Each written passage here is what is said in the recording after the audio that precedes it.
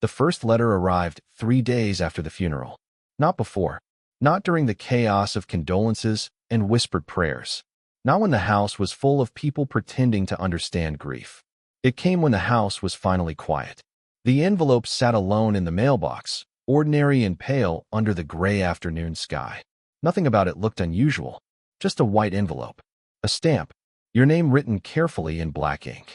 But there was one small detail that made your stomach twist. The handwriting.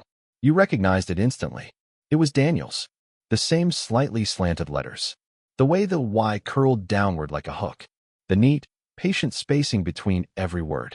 Except Daniel had been buried 3 days ago. You stand there at the mailbox longer than you should. The cold metal door creaks as it swings in the wind. The street is silent except for the distant hum of a passing car. Maybe someone else wrote it. That is the first thought your mind grabs onto. A friend. A cruel joke. Someone copying his handwriting. But deep down, something feels wrong. Because you knew Daniel's handwriting better than anyone. You had seen it on birthday cards, grocery lists, sticky notes on the fridge, and little reminders he left around the apartment. Buy milk. Do not forget the keys again. Love you. Back soon. Simple things. Ordinary things. And this envelope looked exactly like those. Your fingers hesitate before touching it. Imagine holding something that should not exist. Imagine feeling the weight of it in your hand while your mind keeps repeating the same impossible sentence. Daniel is dead. You flip the envelope over slowly. No return address. Just your name. And suddenly the quiet street feels heavier than before. Because if Daniel did not send this, then who did? You walk back to the house slowly, the envelope clutched in your hand like it might disappear if you let go. Inside, the silence is worse. 3 days ago, this house had been filled with people. Friends, family, neighbors bringing food you would never eat. Now there is nothing, just the faint ticking of the kitchen clock. You sit at the table and place the envelope in front of you. It looks harmless. Paper, ink, a stamp, but your chest feels tight. You stare at Daniel's handwriting again. Your name, carefully written, like he had taken his time with it, like he always did. Your mind begins pulling memories out of nowhere.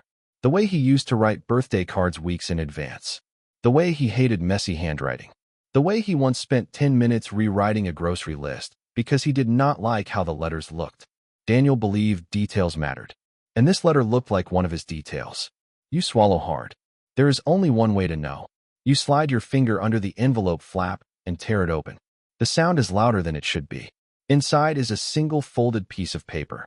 Your hands are already trembling when you unfold it. The message is short, very short. But the moment your eyes reach the first line, the air leaves your lungs. Because you know the handwriting. And you know the way he writes sentences. And you know the way he always begins letters. Your eyes read the words slowly. Hi. If you are reading this, something has already gone very wrong. Your heart starts pounding. You read the line again. If you are reading this, your throat tightens. Daniel wrote this before he died. But why? And how did it arrive now? Your eyes move to the next line. I know what you are thinking. You think this letter is impossible. A chill moves down your spine. Because that is exactly what you were thinking. You lean closer to the page. The paper smells faintly like Daniel's apartment. That same old wooden desk where he used to write. The desk where he spent late nights scribbling notes and ideas. The desk that was now empty. Your eyes move to the next sentence. I planned this. Your stomach twists. The words feel heavier now. More deliberate. More frightening. Because suddenly this letter is not just strange. It is intentional. You keep reading. I scheduled these letters before everything happened. Your breath catches. Letters. Plural. Not letter. Letters. Your eyes scan the rest of the page quickly now. There will be more. One each week. The room feels colder. One thing at a time. Your hands grip the page tighter. Because if you are reading this, then my death was not an accident. Your heart stops for a moment. Not an accident. You read the line again, slower this time. My death was not an accident. The funeral flashes through your mind. The police report. The car crash. The rain. The skid marks. Everyone had called it tragic. Unavoidable. Bad luck. But Daniel's letter says something else entirely. And then your eyes reach the final line. The line that makes your hands start shaking. I think someone killed me. The clock on the wall ticks once. Then again. And suddenly you realize something terrifying. If Daniel was telling the truth, then someone out there knows exactly why he died. And they definitely do not know the letters have already started. You read the last line again. I think someone killed me. The words sit on the page like they have weight, like they are pressing into the paper harder than the rest of the letter. For a long moment, you do not move. The kitchen clock keeps ticking, slow and steady, but everything else in the house feels frozen. Killed. That word does not belong in Daniel's story. 3 days ago, everyone stood in black clothes under a gray sky, while the priest spoke softly about fate and tragedy. People whispered about the rain that night, the slippery road, the sharp curve outside town, a terrible accident. That is what everyone believed. But now you are staring at Daniel's handwriting telling you something completely different. You force yourself to breathe. Maybe he was paranoid. That is the next explanation your mind grabs onto. Maybe Daniel imagined something. Maybe the letter was written during a moment of fear or stress. But then another thought arrives. Daniel was not a paranoid person. He was careful, thoughtful, calm, the kind of person who double-checked everything, the kind of person who never jumped to conclusions. If he wrote this, he had a reason. Your eyes return to the letter. You read the rest again, slower this time. I scheduled these letters before everything happened. The phrase echoes in your head. Scheduled. You imagine Daniel sitting at his desk weeks ago, maybe months ago, writing envelopes, stacking them carefully, planning, preparing. But for what? You turn the page over. Nothing on the back. Just that single message. And suddenly, a new question forms in your mind. How did the letter get delivered? You stand up and walk back to the front door. Outside, the mailbox sits quietly by the sidewalk. The same mailbox the mail carrier checks every afternoon. But Daniel died 3 days ago, which means he must have arranged this before the crash. The idea feels strange, but not impossible. There are services that send letters later. Scheduled mail. Delayed delivery. But why would Daniel do that? Unless he believed something terrible was coming. Your chest tightens again. The letter said something else too. There will be more. One every week. You picture the mailbox filling slowly with Daniel's handwriting. Week after week. Messages from someone who is already buried. The thought is unsettling in a way you cannot explain. You walk back to the kitchen table and sit down again. The letter lies in front of you. You trace your finger over the ink carefully. Daniel always pressed harder on certain letters, especially the capital D. And there it is. Exactly the same. No one copied this. No one faked it. This is Daniel's writing, which means Daniel truly believed someone was responsible for his death. And he believed it enough to prepare evidence. Your eyes drift toward the window. The street outside is quiet. But suddenly the quiet feels different. Heavier. Because if Daniel was right, then somewhere out there is a person who thought the truth died with him. Someone who thinks the story ended at the crash. Someone who thinks the secret is buried in the ground. But it is not. It is sitting on your kitchen table. You fold the letter slowly. Your mind begins replaying the night Daniel died. It had been raining hard. You remember the phone call from the police. The careful voice explaining there had been a collision on Highway 17. Daniel's car had gone off the road. The report said the vehicle lost control. No other cars involved. Just wet asphalt and bad timing. But what if that report was wrong? Or incomplete? Daniel's letter said something else too. I planned this. Which means he knew something before the crash happened. Something serious enough that he prepared messages for the future. Your heart begins beating faster again. Because that means Daniel expected something to happen to him. He expected danger. And he did not tell anyone. Not even you. You stand and walk toward the hallway. Daniel's jacket still hangs on the coat rack near the door. You have not had the strength to move it yet. The house still feels like he might walk in at any moment. Like the last 3 days were some kind of mistake. Your fingers brush the sleeve of the jacket. The fabric is cold. You remember Daniel laughing 2 weeks ago while he stood here putting it on. He said he had a lot on his mind lately. You had asked what he meant. He smiled and changed the subject. At the time, it seemed harmless. Now it feels like a warning you missed. You walk into the living room. Daniel's desk sits against the wall near the window. The police had looked through his things after the crash, but they found nothing unusual. Just notebooks, pens, and his laptop. Normal life. But now that desk feels different. You sit in the chair slowly. The wood creaks softly under your weight. You open the top drawer. Pens, paper clips, sticky notes. Everything exactly where Daniel always kept it. You pull out one of the sticky notes. His handwriting stares back at you again. Call Mom. The same slanted letters. The same careful spacing. Exactly like the envelope. Your stomach tightens. Daniel wrote the letter here. Probably at this desk. Maybe late at night while the apartment was quiet. Maybe while you were asleep in the other room. Writing messages for a future he thought he might never see. You close the drawer slowly. Your mind keeps returning to one sentence. There will be more. More letters. More answers. Or maybe more questions. A whole chain of messages waiting to arrive. But another thought suddenly appears. What if someone else knows about them? What if the person Daniel feared already suspects something? You imagined that person learning about the letters, the weekly deliveries, the messages revealing pieces of the truth. A cold feeling moves through your chest. Because if someone really did kill Daniel, then the letters are dangerous. And now you are the one receiving them. You stand and walk back to the kitchen. The envelope still lies on the table. You pick it up again and study the stamp. Normal postage. Nothing strange. Which means the mail system delivered it like any other letter. Simple. Routine. Invisible. The perfect way for Daniel to speak from the past. Your eyes return to the final sentence again. I think someone killed me. For simple words. But they have changed everything. Because now the story does not end with Daniel's funeral. It starts with this letter. And somewhere out there, the person responsible has no idea the first message has already arrived. But next week, another one will. You do not sleep that night. The letter stays on the kitchen table the entire time, like it is quietly watching you. Every time you walk past it, your eyes drift toward the final sentence again. I think someone killed me.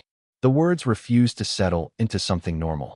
Your brain keeps trying to explain them away, but every explanation collapses under the same fact.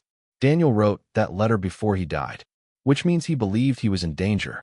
You sit by the window sometime after midnight, staring out at the empty street. The world outside feels distant and quiet, like everything is holding its breath. Your mind keeps replaying memories, little things that once felt meaningless. 2 weeks before the crash, Daniel had started locking the door twice every night. You remember laughing about it. Expecting burglars now? You joked. He smiled, but the smile looked forced. Just being careful, he said. At the time, it meant nothing. Now it feels like the first piece of something bigger. Then there was the phone call. 3 days before the crash. You had walked into the room while Daniel was on the phone with someone. His voice was lower than usual, tense in a way you had never heard before. He noticed you immediately and ended the call quickly. When you asked who it was, he said it was just work. You believed him, because Daniel never lied about important things. Or at least, you thought he never did. Now you wonder how much he kept hidden. Your eyes drift back to the letter again. There will be more. 7 words that carry a strange kind of promise. Part of you wants the next letter to arrive immediately. Answers. Truth. Something that explains why Daniel believed someone wanted him dead. But another part of you feels a growing unease. Because if Daniel was right, then the person responsible is still out there. And they definitely do not expect the dead to keep talking. Morning arrives slowly. Gray light spills through the window as the sky brightens. You finally pick up the letter again and fold it carefully. Your hands still tremble a little. The police. The thought appears suddenly. You could show them the letter. Explain everything. Tell them Daniel believed his death was not an accident. But another memory interrupts that idea. The officer at the hospital. His calm voice. Explaining the crash. We investigated the scene thoroughly. No evidence of foul play. Just unfortunate conditions. They sounded so certain. If you bring them this letter, what will they say? Maybe they will assume Daniel was confused or frightened before his death. Maybe they will call it grief speaking. Maybe they will politely thank you and then file the letter away somewhere no one ever looks again. The idea leaves a hollow feeling in your stomach. Because Daniel did not write these letters casually. He planned them. Carefully. Deliberately.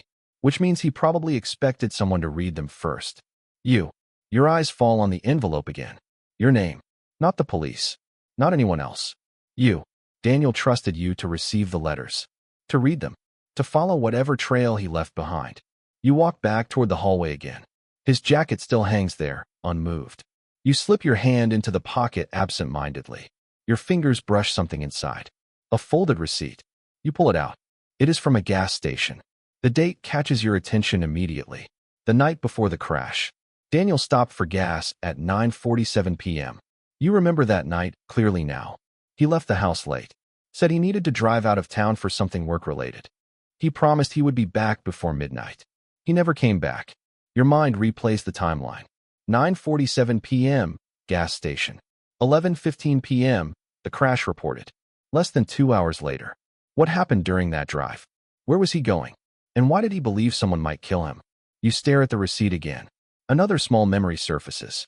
Daniel had been distracted that entire week. Restless. Like his mind was constantly somewhere else. You remember asking him if everything was okay. He hesitated before answering. Then he said something strange. Have you ever had the feeling that something bad is about to happen, but you cannot prove it yet? You laughed it off at the time. Now the words feel heavier. Because Daniel clearly believed something was coming. Something serious enough to prepare letters for the future. You walk back into the kitchen and sit down again. The house feels different now. Less like a place of grief. More like the beginning of a mystery. Your fingers tap lightly against the table. 7 days. That is how long until the next letter arrives. 7 days until Daniel speaks again. You try to imagine what it might say. More warnings? Names? Evidence? Or something even stranger? A sudden knock at the door breaks the silence. Your heart jumps. 3 sharp knocks. You stand slowly and walk toward the door. When you open it, a familiar face stands on the porch. Mark, Daniel's older brother. His eyes look tired, like he has not slept much either. Hey, he says quietly. You nod and step aside so he can come in. Mark walks into the kitchen and immediately notices the letter on the table. His eyes narrow slightly. What is that? You hesitate. For a moment, you consider hiding the truth. But something about the situation feels too serious for secrets. So you hand him the letter. Mark reads it silently. His expression changes halfway through. Confusion first, then disbelief, then something darker. When he finishes, he slowly places the letter back on the table. That is Daniel's handwriting, he says. You nod. I know. The kitchen grows quiet again. Mark stares at the letter like it might suddenly move. Finally, he speaks again. He wrote this before he died. Yes. And it arrived yesterday? You nod again. Mark rubs his face slowly. This does not make sense. No, it does not. But the letter exists. And the message is clear. Daniel believed someone killed him. Mark looks back at you. Did he ever say anything strange before the crash? Your mind flashes through the memories again. The phone call, the locked doors, the restless nights. And then Daniel's question returns. Have you ever had the feeling something bad is about to happen? You slowly nod. Yes, you say quietly. Mark exhales slowly. Because now the mystery is not just yours. Now someone else knows the dead man's letters have begun. And in 6 more days, Daniel will speak again. Mark does not leave for a long time. The two of you sit at the kitchen table, the letter lying between you like a third person in the room. Neither of you touches it for a while. It feels strange enough just knowing it exists. Finally, Mark leans forward again and reads the page for the 3rd time. Each time he reaches the final sentence, his jaw tightens. I think someone killed me. He shakes his head slowly. Daniel was not the kind of person to write something like this unless he had a real reason. You nod quietly. That is the same thought that kept you awake all night. Daniel was careful with words. He never exaggerated things. If anything, he usually downplayed problems. So if he believed his life was in danger, something serious must have happened. Mark sits back in the chair and runs a hand through his hair. Did he ever mention being in trouble? Work problems? Anything like that? You think carefully. Not directly, you say? But the week before the crash, he was different. Mark looks up immediately. Different how? Distracted. Nervous sometimes. He kept checking. The door locks. Mark frowns. That is not like him. No, you hesitate for a moment before adding the next memory. And he got a phone call 3 days before the crash. When I walked in, he ended it quickly. Mark leans forward. Did he say who it was? He said it was work. Mark stares at the table for a moment. Then he mutters quietly, almost to himself. Daniel did not lie easily. That sentence hangs in the air. You both know what it implies. If Daniel lied about the call, he had a reason. Mark glances toward the hallway where Daniel's desk sits in the next room. Did the police search his office? Yes. They took his laptop for a day. And they said there was nothing unusual. Mark exhales slowly. Well, they were investigating a car crash, not a murder. The word lands heavily. Murder. Until now, neither of you had said it out loud. But Daniel's letter already crossed that line. Mark taps his fingers against the table thoughtfully. You said the letter mentioned more coming? 1 each week. Mark nods slowly. Then Daniel was planning to explain something step by step. Probably. Mark stares at the envelope again, which means he knew the first letter alone would not be enough. Your stomach tightens. Because Mark is right. Daniel expected a longer story to unfold. A chain of clues. A trail. Mark suddenly looks up again. What if the next letter contains something important? A name maybe. You feel the same mixture of curiosity and dread you felt earlier. Or a warning. Mark nods. Exactly. Silence returns to the room again. Outside, a car passes slowly down the street. Normal life continues, completely unaware that a dead man has started sending messages from the past. Mark eventually stands and walks toward the hallway. I want to see his desk. You follow him into the living room. Daniel's workspace still looks untouched. The wooden desk by the window. The neat stacks of notebooks. The small desk lamp he used late at night. Mark studies everything carefully. He opens the drawers one by one. Pens. Notepads. Sticky notes. Nothing unusual. But then he stops suddenly. His hand hovers over a small black notebook near the back of the drawer. You saw this already? He asks. You nod. Yes. The police looked through it. Mark opens it anyway. Most of the pages contain normal things. To-do lists. Work notes. Small reminders. But halfway through the notebook, Mark's expression changes. What is it? You ask. He turns the notebook toward you. One page contains a single sentence written in Daniel's careful handwriting. Trust the letters. You stare at the words. Trust the letters. Your chest tightens again. Because that sentence was written long before the first envelope arrived. Daniel knew the letters might sound unbelievable. So he left himself a message. A reminder. Mark flips through a few more pages. The rest of the notebook looks normal again. No names. No obvious clues. Just ordinary life. He closes it slowly. Well, Mark says quietly. Daniel clearly expected the letters to matter. You sit down in the chair beside the desk. Your mind keeps returning to that sentence. Trust the letters. Not the police. Not assumptions. Not the official story. The letters. Daniel's voice from the past. Mark walks back toward the kitchen window and looks outside. You know what bothers me most? He says. What? The timing. You tilt your head slightly. What do you mean? Mark turns back toward you. The crash happened late at night on a nearly empty road. You nod. That is what the police said. Exactly. Mark crosses his arms. If someone wanted to make a murder look like an accident, that would be the perfect place. Your stomach twists. Because the idea suddenly feels possible. Too possible. Rain. Dark roads. A sharp curve. One push. One forced mistake. And the world would believe the road was responsible. Mark sighs quietly. But we cannot prove anything yet. No, not yet. You both glance back toward the kitchen table where the letter still lies. A single piece of paper. But it has already changed everything. Mark checks his watch. 6 days until the next letter. You nod slowly. 6 days feels like a long time now. But the waiting might be the only way to understand the truth Daniel tried to leave behind. Mark picks up the envelope again before leaving. He studies the handwriting one more time. Daniel always had a plan, he says quietly. You nod. Yes, he did. Mark walks toward the door, then pauses. One more thing, he says. What? If someone really did kill him, they probably believe the story is finished. Your chest tightens again. Because you understand what Mark means. The killer believes the secret is buried. The evidence gone. The truth erased. But the letters are already moving through the mail system. One at a time. Week after week. And somewhere out there, the person responsible has no idea the investigation has already begun. Because the dead man planned everything before he died. And next week, he will reveal the next piece of the truth. Next part 5. The week feels longer than any week you have ever lived. Time does not move normally when you are waiting for a message from someone who should no longer exist. Every morning you check the mailbox. Every afternoon you check it again. Even when you know the next letter is not supposed to arrive yet. It becomes a strange routine. Wake up. Coffee. Mailbox. Nothing. The empty metal box begins to feel like a silent countdown. 6 days. 5 days. 4. Mark calls almost every evening. At first the conversations are short and uncertain. Neither of you knows exactly what to say. The situation feels too strange to discuss like a normal problem. But by the 3rd day, the conversations start getting more serious. You keep the letter safe? Mark asks during one call. Yes. You did not show anyone else. No, there is a long pause on the line. Then Mark speaks again, quieter this time. Good. You notice the tone in his voice. Careful. Concerned.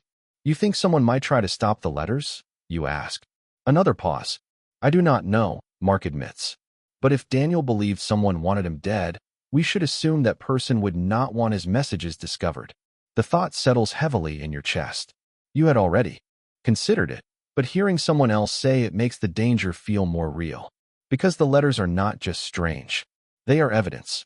Evidence someone out there would probably prefer to disappear. That night you lock the front door twice. Just like Daniel used to. The fourth day brings rain. The same steady gray rain that fell the night Daniel died. You stand by the window watching the drops slide slowly down the glass. Your mind keeps replaying the crash again. The curve on Highway 17. The police report. No other vehicles. No witnesses. But what if someone forced Daniel off the road? What if someone followed him that night? The possibilities start multiplying in your mind. And then another question arrives. Why? Why would anyone want Daniel dead? He was not rich. He was not famous. He worked a normal job. He lived a quiet life. So what could possibly be important enough to kill him for? That night you cannot stop thinking about his office again. You walk into the living room and sit at his desk. The lamp casts a soft circle of light over the wood surface. You open the drawers again. You check every notebook, every folder, every scrap of paper. Still nothing unusual. No threats. No warnings. No mysterious names. Just ordinary life. But then something catches your eye. A thin stack of printed papers at the back of the desk. You pull them out carefully. They look like financial documents. Numbers. Reports. Company information. Daniel worked as an accountant, so this kind of paperwork was not unusual. But one detail makes you pause. The company name. You recognize it immediately. Blackridge Development Group. You remember Daniel mentioning them a few times over the past year. They were one of his clients. A large construction company expanding projects across the region. You flip through the pages slowly. Most of the numbers mean nothing to you, but several sections have small marks in pen. Daniel's pen. Circles. Underlines. Question marks. Your heart begins beating faster. Because Daniel rarely marked documents like this unless something bothered him. You read more carefully. One section shows large transfers of money between several accounts. Another shows property purchases under different company names. It looks complicated. Too complicated. And the marks Daniel made suggest he noticed something unusual. You sit back in the chair. A new possibility forms in your mind. What if Daniel discovered something he was not supposed to see? Something illegal. Something dangerous. The idea sends a cold feeling through your chest. Because people have been killed for less. You gather the papers into a neat stack again. Tomorrow you will show them to Mark. Maybe he can understand the numbers better. Maybe they will reveal why Daniel felt threatened. But for now, there is still one thing missing. The next letter. Friday finally arrives. 7 days since the first envelope appeared. You wake up earlier than usual. Your heart already beating faster. The sky outside is pale and quiet. You walk toward the mailbox slowly. Each step feels heavier. Your hand grips the small metal door. For a moment, you hesitate. Because opening it means Daniel's voice will return again. And once the truth starts unfolding, there may be no way to stop it. You take a breath. Then you pull the mailbox open. And there it is. Another white envelope. Your name written in the same careful handwriting. Daniel's handwriting. The second letter. Your hands tremble as you pick it up. The street around you is silent. No one watching. No one noticing. Just another piece of mail in an ordinary neighborhood. But this one carries the voice of a dead man. You walk back inside quickly and place the envelope on the kitchen table. For several seconds you simply stare at it. Part of you feels relief. Daniel kept his promise. The letters are real. But another part of you feels a rising tension. Because whatever comes next will move you closer to the truth. And the truth might be dangerous. You tear open the envelope slowly. Inside is another folded sheet of paper. The same paper. The same ink. The same steady handwriting. You unfold it carefully. The first line immediately pulls the air from your lungs. By now you have probably started asking the right questions. Your eyes move quickly across the page. Good. A chill runs down your spine. Because Daniel sounds calm. Almost certain. Like he knew this moment would arrive. The next sentence makes your heart beat even faster. If you found the financial documents in my desk, then you are already close to understanding why I was afraid. You freeze. Your eyes return to the stack of papers sitting beside you on the table. Daniel knew you would find them. He planned that too. Which means the letters are not just messages. They are instructions. A path he prepared before he died. Your eyes move to the next line. And suddenly the mystery becomes even darker. Blackridge Development is not what it appears to be. Your chest tightens. Because if Daniel is right, then the reason someone wanted him dead might already be sitting on your kitchen table. And the next few pages might explain everything. The rain starts again just as you finish reading the first line. Drops tap against the kitchen window, soft but steady, like the world outside is quietly listening. You stare at the page for a moment longer before continuing. Your eyes move slowly across Daniel's handwriting. Blackridge Development is not what it appears to be. The sentence is underlined. Daniel almost never underlined things unless he wanted the message to be unmistakably clear. Your heart begins beating faster. Because the papers you found last night are sitting right beside the letter. You pick them up again, flipping through them while continuing to read Daniel's message. I did not notice anything unusual at first. The accounts looked normal. Large projects. Large payments. Construction companies move a lot of money. You swallow. That part makes sense. Daniel had explained things like that before. Big development projects involved millions of dollars moving between investors, contractors, and banks. But the next sentence changes the tone completely. Then I saw the pattern. Your chest tightens. Because that is exactly how Daniel's mind worked. He noticed patterns, details, small inconsistencies that other people ignored. You continue reading. Money was being transferred between several companies that technically did not exist. You glance down at the printed documents again. Several company names are circled in Daniel's pen. Names you do not recognize. The letter continues. On paper, these companies own land or construction equipment. But when I checked the public records, they were empty. Empty. No real offices. No real employees. Just names. Your stomach begins to twist. Because that kind of setup usually means one thing. Fake companies. Shell corporations. The kind people use to hide money. You read the next lines carefully. At first I assumed it was tax manipulation. Something illegal, but not unusual in large businesses. Daniel always tried to assume the most reasonable explanation first. But clearly that explanation did not last. Then I followed the transfers further. You flip through the financial pages again. Some of the numbers are enormous. Millions of dollars moving between accounts. Daniel must have spent hours analyzing this. Days maybe. Your eyes move to the next sentence. And that is when I realized the money was not just moving. A pause appears before the next line. It looks like Daniel pressed the pen harder here. It was disappearing. A cold feeling spreads through your chest. Disappearing money in that amount usually means one thing. Crime. Serious crime.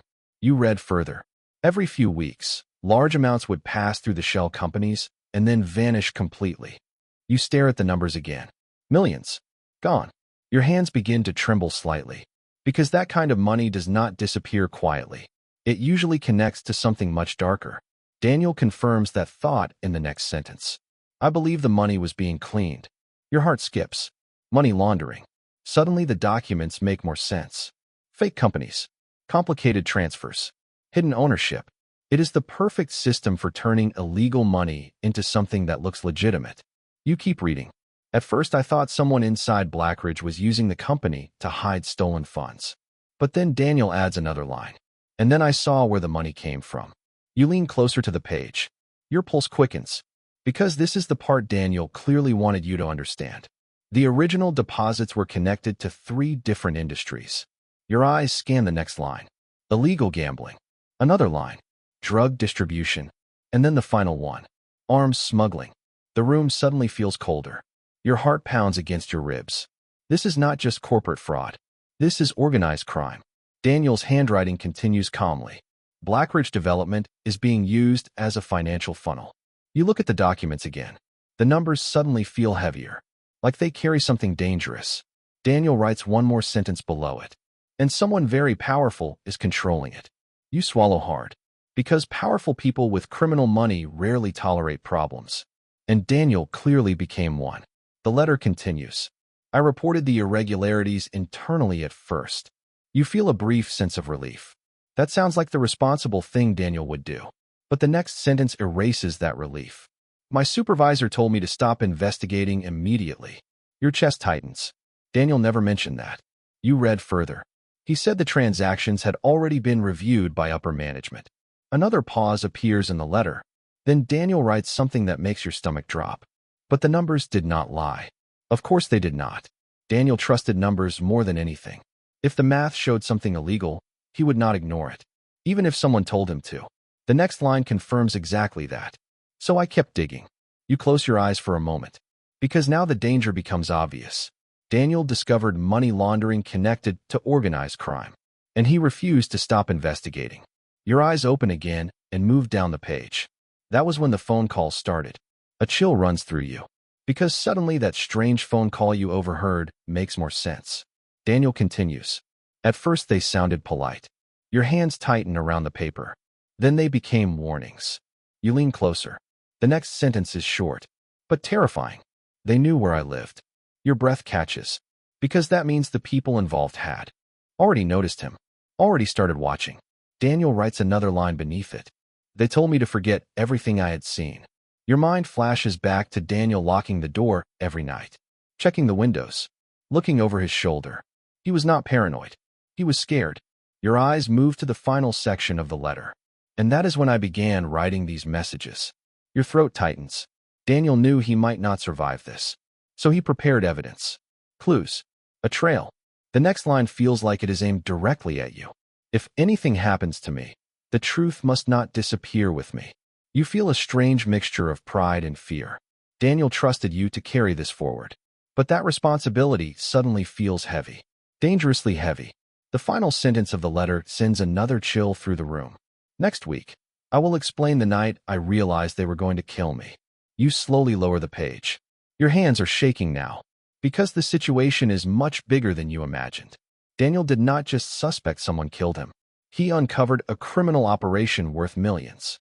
Organized crime, money laundering, threats, and powerful people hiding behind a construction company. You glance toward the front door instinctively. The house suddenly feels less safe than before. Because if Daniel's investigation made him a target, anyone continuing that investigation might also become one. Your eyes drift back to the stack of financial documents. Proof. Clues. Danger. Mark needs to see this.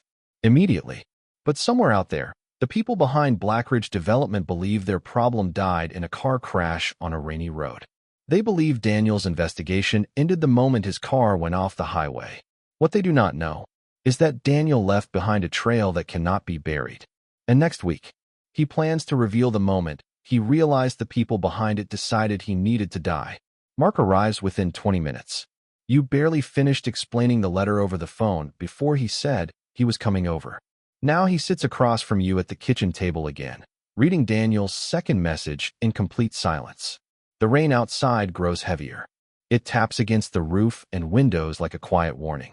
Mark finishes the letter slowly and places it beside the first one. For a long moment, he does not speak. Then he exhales sharply. Well, that explains a lot. You nod. But the explanation only makes things more frightening. Mark picks up the financial papers and scans them again. I did not understand these numbers before, he says. But after reading this, he taps one of the circled companies with his finger. These look exactly like shell corporations. You think Daniel was right? Mark looks up. I think Daniel rarely jumped to conclusions. That is true.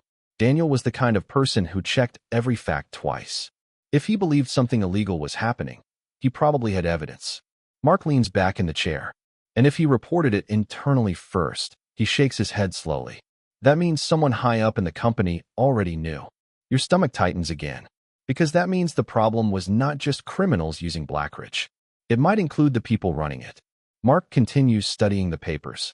Millions of dollars, he murmurs. Moving through fake companies and disappearing. He looks back at you. Daniel discovered a money laundering network. The sentence feels heavy. Too heavy for a quiet kitchen table. And they threatened him. You add. Mark nods. Yes.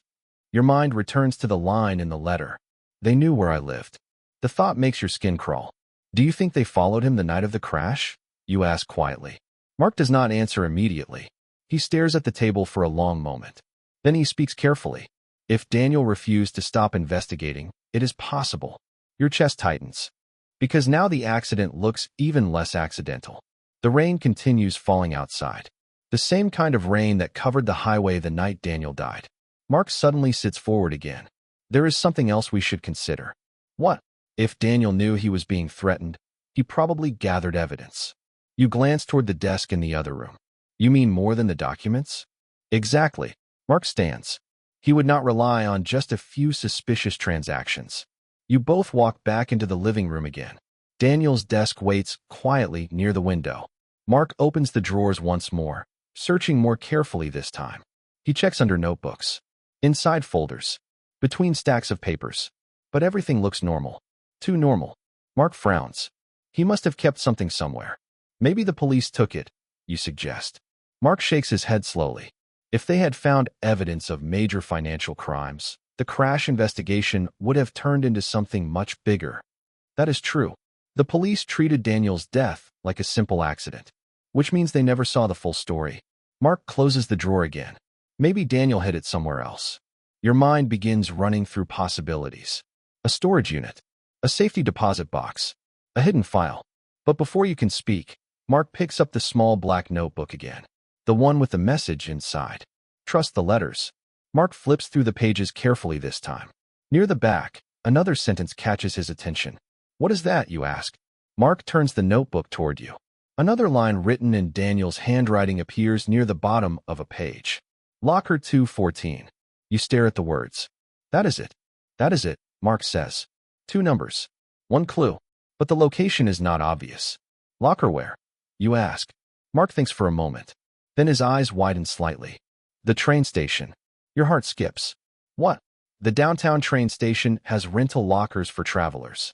You remember them now. Rows of metal compartments near the waiting area. People use them to store luggage for a few hours. Mark nods slowly. They are numbered. Your chest tightens with excitement and fear. 214. Mark nods again. Could be. The idea makes your pulse quicken. Daniel might have hidden something there. Evidence. Documents. Proof. Mark grabs his coat. We should check it. Now. He glances toward the rain outside. Yes. Before someone else does. The sentence sends a chill through you. Because Mark is right. If the people threatening Daniel suspected he saved evidence somewhere, they might try to find it too. You grab your keys. 20 minutes later, you are driving through the rain toward the downtown station. The city streets are quiet. Most people are staying indoors because of the weather, which means fewer witnesses. The thought makes you uneasy. Mark seems to notice your expression. We will be quick, he says. You nod. But the tension in your chest does not fade. Because every step closer to the truth feels like stepping deeper into danger. You park near the station entrance. The building looks mostly empty. A few travelers wait near the platforms. The lockers sit against the far wall. Rows of gray metal doors. Hundreds of them, each with a number. Your eyes scan quickly. 110, 111, 112, then further down the row. 204, 205. Your heart begins pounding faster. 214. You stop in front of it. The locker door is closed. A small lock hangs from the handle. Mark kneels down to examine it. Combination lock, he says. Your stomach drops slightly. Of course, Daniel would not leave something important completely unprotected. But then you remember something. Daniel always used the same number for things, you say? Mark looks up. What number? You think for a moment. His birthday. Mark nods slowly. Try it. Your fingers tremble slightly as you turn the small dials. 0417. April 17th. Daniel's birthday. You pull gently on the lock. It clicks open. Your heart jumps. Mark stands slowly. Well, he says quietly. That was easier than expected. You pull the locker door open. Inside sits a small black flash drive. Nothing else. No papers. No folders. Just a tiny piece of plastic and metal. But somehow it feels more important than anything you have seen so far. You hold it in your hand. Daniel must have placed it here himself. Evidence. Proof. The kind of proof someone might kill to keep hidden. Mark looks at the flash drive carefully. If Daniel gathered real evidence, your heart pounds. This could expose everything. You close the locker door slowly. The rain outside continues falling. And somewhere out there, the people behind Blackridge Development have no idea that the evidence Daniel hid is now sitting in your hand. But next week, Daniel promised to reveal the moment he realized they had decided to kill him. And whatever is on this flash drive might already prove he was right. The flash drive feels heavier than it should. It is small, light, just a piece of plastic and metal resting in your palm. But as you sit in the car outside the train station, staring at it, the weight of what it might contain presses heavily on your mind. Rain slides down the windshield in long streaks. Neither of you speaks for a moment. Finally, Mark breaks the silence. We should not open it here. You nod immediately. The parking lot feels too exposed, too public. If someone is watching the station, the last place you want to examine evidence is inside a parked car with the engine running. Back to the house, you say? Mark nods. The drive home is quiet. The windshield wipers move back and forth in a steady rhythm, while the city slowly disappears behind you. Your mind keeps returning to the same thought. Daniel left this here intentionally, which means whatever is on the drive must be important enough that he did not trust his own computer, or the office, or the house. The locker was neutral territory, anonymous, temporary, exactly the kind of place someone might never think to search. When you finally reach the house, the rain has slowed slightly. Mark locks the door behind you as you walk inside. The house suddenly feels like a command center instead of a home. Letters on the table. Financial documents spread across the surface. Now the flash drive joins them. You sit at Daniel's desk and turn on his laptop. The screen lights up slowly. For a brief moment, seeing the familiar desktop background hits you harder than expected. A photo of a mountain lake Daniel loved. Peaceful, quiet, a life that now feels impossibly far away. Mark pulls a chair beside you. Ready? He asks. Your throat feels dry. Not really. But you plug the flash drive in anyway. The computer makes a small sound as it recognizes the device. A new folder appears. Your pulse quickens. Inside the drive are 3 folders. The names are simple. Transactions. Recordings. Final. You and Mark exchange. You and Mark stare at the 3 folders for a long moment. Transactions. Recordings. Final. 3 simple words. But together they feel like a roadmap Daniel prepared before everything ended. Mark exhales slowly beside you. Well, he definitely expected someone to find this. You nod. Daniel organized everything the way he always organized problems. Step by step. Evidence first. Then explanation. Your mouse pointer hovers over the first folder. Transactions. Start there, Mark says quietly. You click. The folder opens to reveal dozens of files. Spreadsheets. Scanned documents. Bank transfer records. Dates. Account numbers. Amounts. Millions of dollars moving through a maze of companies. Even without understanding accounting, you can see the pattern immediately. Money enters through one company, moves through 3 or 4 others, then disappears. Each file includes small notes Daniel added in the margins. Shell company. Fake address. Same director name used twice. Mark leans closer to the screen. He mapped everything. You scroll further down. One spreadsheet catches Mark's attention. Open that one. You click. The document expands across the screen. A long chain of transactions appears, linking several companies together. At the very bottom, Daniel added a summary note. Total transferred through this chain in 6 months, $48,200,000. Your chest tightens. $48 million. Gone. Laundered. Hidden. Mark whistles quietly. That is not small-time crime. No. Your voice sounds thinner than you expected. Mark scrolls further. Daniel clearly tracked dozens of these chains. Different companies. Different routes. But the same result. Money entering the system. Money disappearing. Mark leans back slightly. This proves large-scale laundering. But not who is running it, you say? Mark nods. Exactly. You close the folder slowly. The evidence is serious, but Daniel would not have risked everything just for suspicious numbers. Your mouse moves to the second folder. Recordings. Your stomach tightens again. Because recordings usually mean conversations. Proof. You click. Several audio files appear, each one labeled with a date. Mark leans forward. Play the first one. You double-click the file. For a moment, there is only static. Then Daniel's voice fills the room. Clear. Calm. Alive. Your breath catches immediately. Hearing him again feels surreal.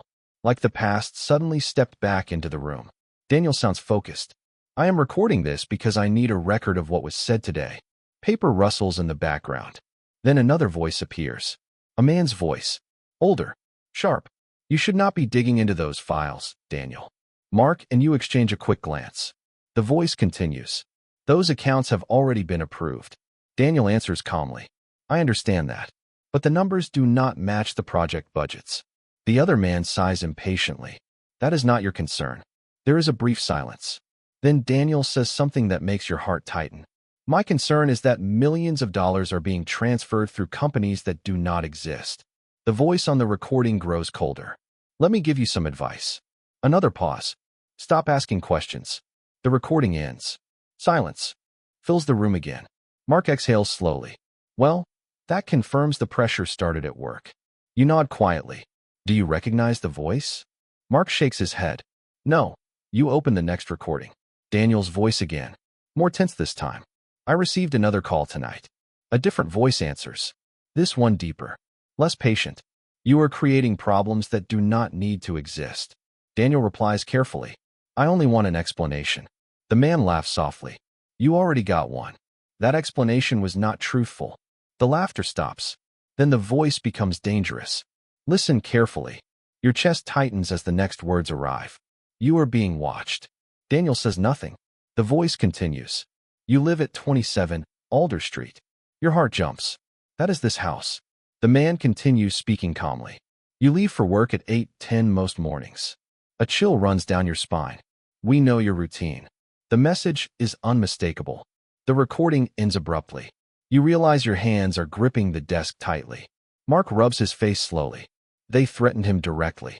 Yes. You open another recording. This one is shorter. Daniel's voice sounds tired. I am documenting this in case something happens to me. Your throat tightens immediately. I believe the individuals behind the financial transfers have discovered my investigation. A pause. I will continue gathering evidence. Then he adds something that feels painfully familiar now. If you are hearing this, it means I was correct to be cautious. The file ends. The room falls silent again. Rain taps gently against the window. Mark looks at the final folder still sitting unopened on the screen. Final. That one probably explains the crash, he says quietly. Your stomach twists. Because that is the moment everything changed. You move the cursor slowly. Click. Inside the folder is a single video file. The timestamp shows it was recorded the night before Daniel died. Your pulse begins racing again. Because this might be the last thing Daniel ever recorded. Mark leans closer. Play it. You double-click the file. The screen flickers. Then Daniel appears on camera, sitting at this exact desk. The same lamp beside him. The same room. But his face looks different. Tired. Serious. Determined. He looks directly into the camera. If you are watching this, then the letters have already begun.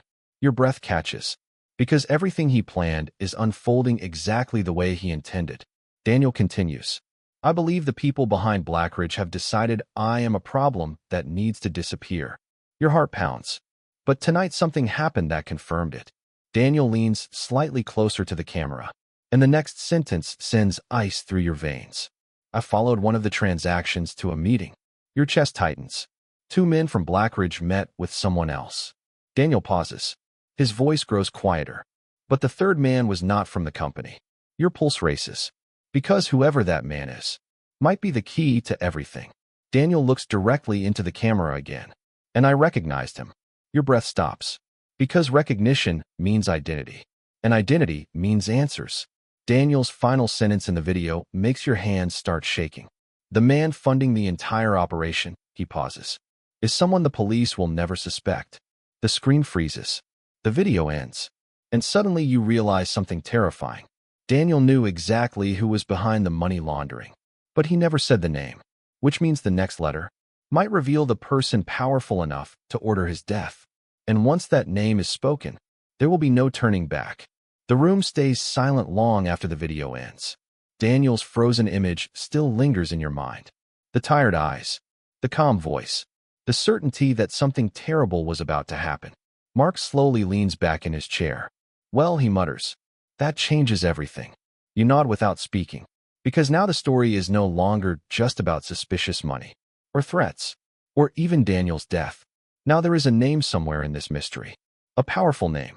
Someone important enough that Daniel believed the police would never suspect him. Your eyes drift back to the screen. The empty video window. He knew who it was. You say quietly. Mark nods. Yes. But he did not say the name. Not in the video. Your stomach tightens again, which means Daniel deliberately left that information for later, probably in one of the remaining letters. You glance at the 2 envelopes sitting on the kitchen table. Only 2 so far, and Daniel promised many more. Your mind begins calculating. If each letter reveals another piece of the truth, the final one might expose the killer. Mark stands and walks toward the window. The rain has almost stopped now. The street outside looks quiet again. Normal. Peaceful. But the calm feels deceptive. Because somewhere in this city is a person who might be responsible for Daniel's death. And that person probably has no idea that Daniel's evidence has already been discovered. Mark turns back toward you. We need to be careful now. You nod slowly. I was thinking the same thing. He gestures toward the laptop. That flash drive alone could destroy several powerful people. You swallow, which means those people would not want it found. Exactly. Your eyes move to the door instinctively. The house suddenly feels exposed. Daniel had been threatened, watched, tracked. If the same people realize someone else is continuing his investigation, Mark finishes the thought out loud. They might come looking. Your chest tightens again. What do we do? You ask. Mark thinks for a moment. First, we make copies. He points toward the laptop. We duplicate everything on that drive. Your mind understands the logic immediately. If something happens to one copy, the evidence survives. Second, Mark continues, we store them in different places. Like Daniel did. Mark nods. Exactly like Daniel did. You begin copying the files immediately. The progress bar slowly fills while the rain outside fades into a light drizzle. During the wait, your mind drifts. Back to Daniel's video again. One sentence refuses to leave your thoughts. I followed one of the transactions to a meeting. That means Daniel actually saw the people involved. In person. He must have gone somewhere. Some location. A restaurant. An office. A warehouse. Somewhere the criminals believed they were safe. Mark, you say suddenly. He looks up. What? If Daniel followed them, maybe he recorded more. Mark's eyes narrow slightly. You mean another video? Or pictures? Mark leans forward again. Check the drive.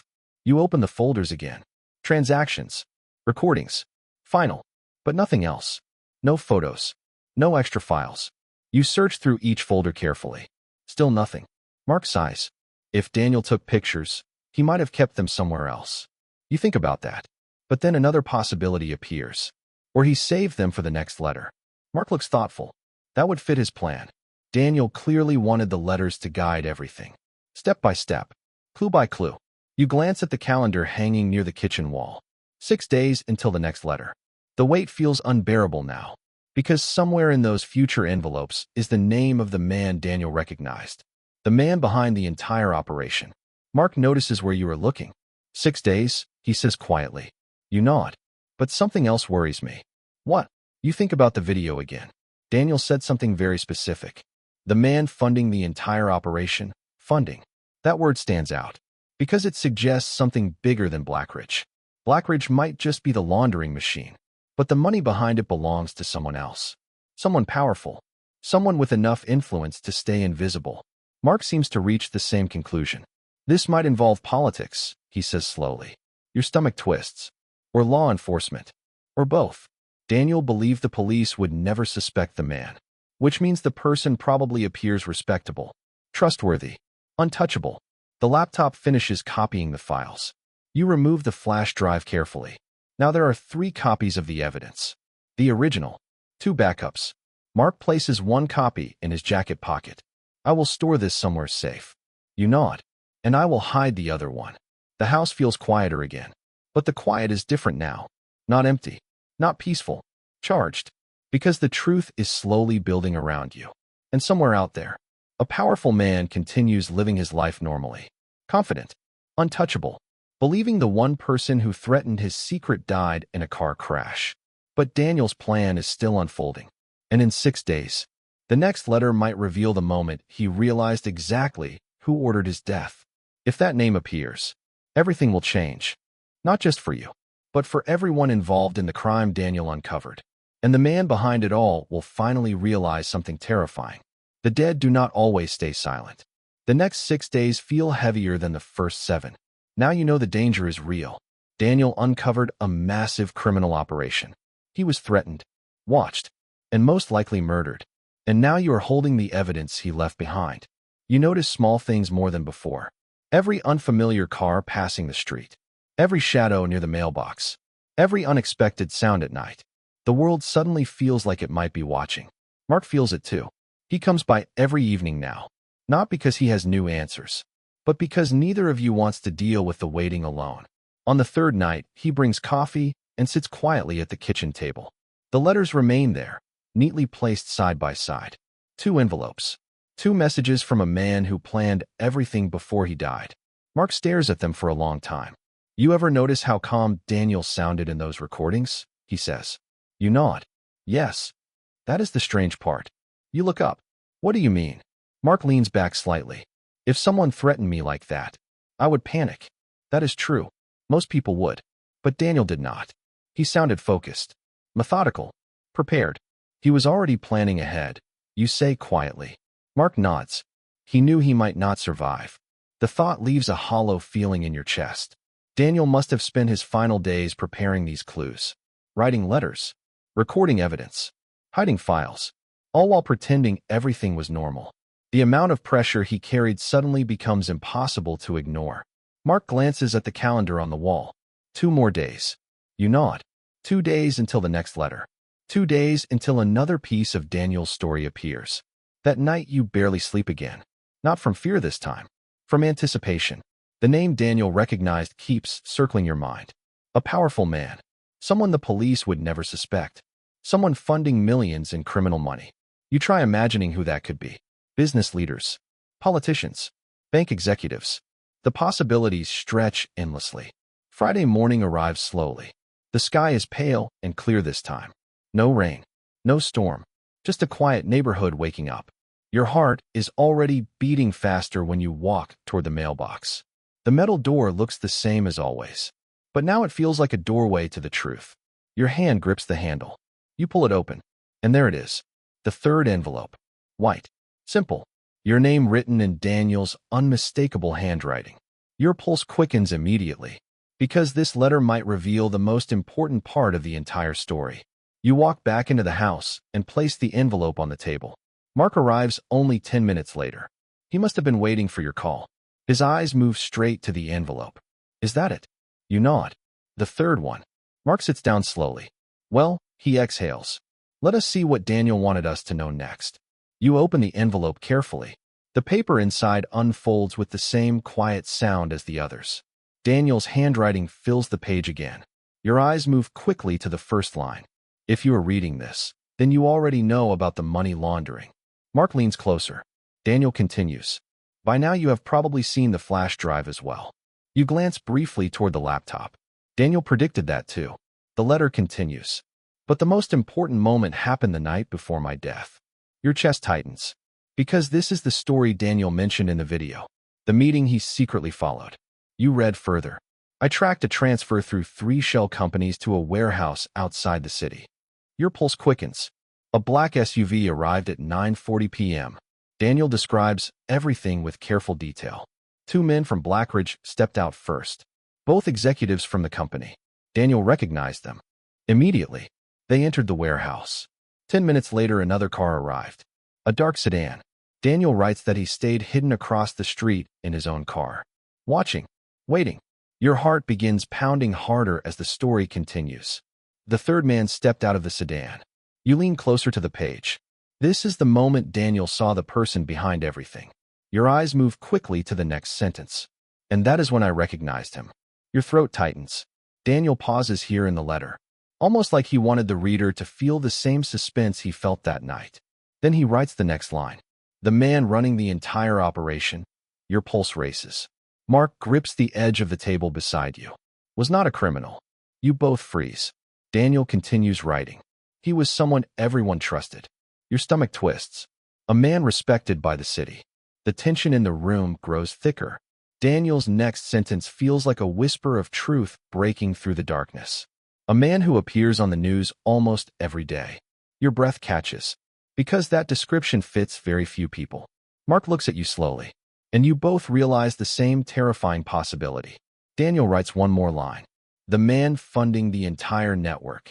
Your eyes move down to the final sentence of the letter. Is the city's mayor. The room goes completely silent. Because if Daniel is telling the truth, then the person responsible for the money laundering, and possibly Daniel's murder, is the most powerful man in the city. And next week, Daniel promised to reveal what happened after he discovered that truth. For a long moment, neither of you speaks. The words on the paper sit there quietly, but their impact spreads through the room like a shockwave.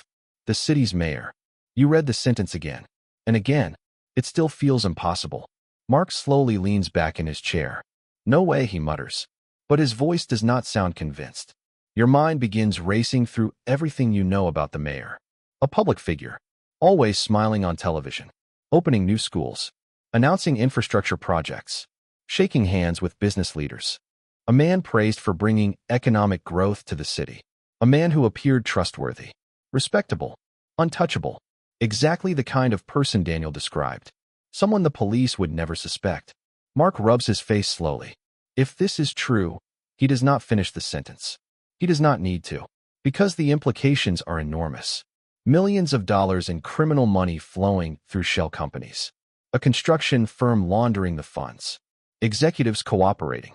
And the city's mayor secretly controlling the entire operation. Your chest tightens again. Daniel did not just discover financial crimes. He uncovered corruption at the highest level of the city government. Mark reads the letter again carefully. He followed them to a warehouse. Mark says, "Yes. That means there might be security cameras, witnesses, or records of the meeting." Mark nods slowly. If Daniel saw the mayor there, he exhales quietly. That means the mayor personally oversees the operation. Your stomach twists, because that level of involvement makes the situation even more dangerous. People protecting millions in criminal money do not hesitate to eliminate threats. And Daniel clearly became one. Mark taps the letter thoughtfully. The next question is what happened after Daniel saw him. You nod. The timeline matters now. Daniel followed the meeting the night before his death, which means the people involved probably realized he was watching. And if the mayor discovered Daniel's investigation, your thoughts stop there. Because the answer is obvious. Daniel's crash happened the very next night. Mark finally breaks the silence again. You realize what this means, right? What? We are sitting on evidence that could destroy the most powerful man in the city. Your heart beats faster. And possibly send him to prison. Mark nods. Exactly. The thought feels unreal. Just 2 weeks ago your life was normal. Now you are holding proof that could expose a criminal empire. Your eyes drift toward the front window again. The quiet neighborhood suddenly feels fragile. Because powerful people protect their secrets. Especially when their entire career and freedom depend on them. Mark seems to notice your expression. Do not panic, he says. I am not. But the tension in your voice betrays you. Mark sighs. Look, Daniel planned this carefully. The letters. The evidence. The flash drive. You nod. He wanted the truth to survive. Exactly. Mark leans forward. And that means we follow his plan. You glance at the calendar again. 6 more days until the next letter. Daniel clearly intended to explain what happened after the warehouse meeting. The final step before his death. But the waiting suddenly feels unbearable. Because now you know the name. The mayor. Your mind drifts back to the news reports after Daniel's crash. The mayor had appeared on television 2 days later. Standing beside police officers. Talking about road safety improvements. Promising better lighting on dangerous highways. You remember watching that broadcast. At the time, it seemed like a normal political speech. Now it feels chilling, because the man speaking might have known exactly why the crash happened. Mark suddenly stands. We need to check something. What? The warehouse. Your eyebrows lift slightly. You think it still matters? If Daniel followed them there once, Mark says, they might still use it. Your heart begins beating faster again. The idea makes sense. Criminal operations rarely move locations unless something forces them to. And if we find something there, you ask. Mark's expression turns serious. Then we have proof Daniel was telling the truth. You hesitate. Because visiting a location connected to organized crime and political corruption feels extremely risky. But another thought appears immediately. Daniel took that risk. Alone. Knowing he might be in danger. And he still did it. Mark seems to read your thoughts. We do. Not go inside, he says quickly. Just observe. You nod slowly. That feels safer. Still dangerous. But manageable. Within 30 minutes you are back in the car again. The city passes quietly outside the windows. Your mind replays Daniel's description from the letter. The black SUV, the dark sedan, the warehouse outside the city. Mark eventually turns off the main road and follows a smaller industrial street. The buildings here look older. Storage facilities, shipping depots, empty lots. Finally, Mark slows the car. That must be it. You follow his gaze. A large gray warehouse stands near the end of the road. No signs, no company logo, just a wide metal door and a fenced parking area. The building looks quiet, almost abandoned. But then you notice something. A black SUV parked near the side entrance. Your pulse jumps. Because Daniel mentioned the exact same kind of vehicle. Mark notices it too. That is not a coincidence. You sit silently, watching from a distance. The building remains still. But suddenly the side door opens. Two men walk out, both wearing dark suits. They look around briefly before heading toward the SUV. Your chest tightens. Mark whispers quietly. That is one of the Blackridge executives. You squint carefully. Even from this distance, the man's face looks familiar. You saw him in the financial reports. One of the company directors. The men get into the SUV. The engine starts. The vehicle slowly drives away. Your mind begins racing. If Blackridge executives are still using this warehouse, then Daniel's discovery was absolutely real. Mark starts the car again. We should leave. You nod quickly. The last thing you want is to attract attention. As you drive away, one thought settles firmly in your mind. Daniel was telling the truth. About the money. About the threats. About the mayor. And in 6 days, his next letter will finally reveal what happened the night he realized they planned to kill him. But one unsettling question now lingers in your mind. If the mayor truly ordered Daniel's death, how far will he go to make sure the rest of Daniel's plan never reaches the public? Because the letters are still coming, and sooner or later, the truth will reach someone powerful enough to stop him.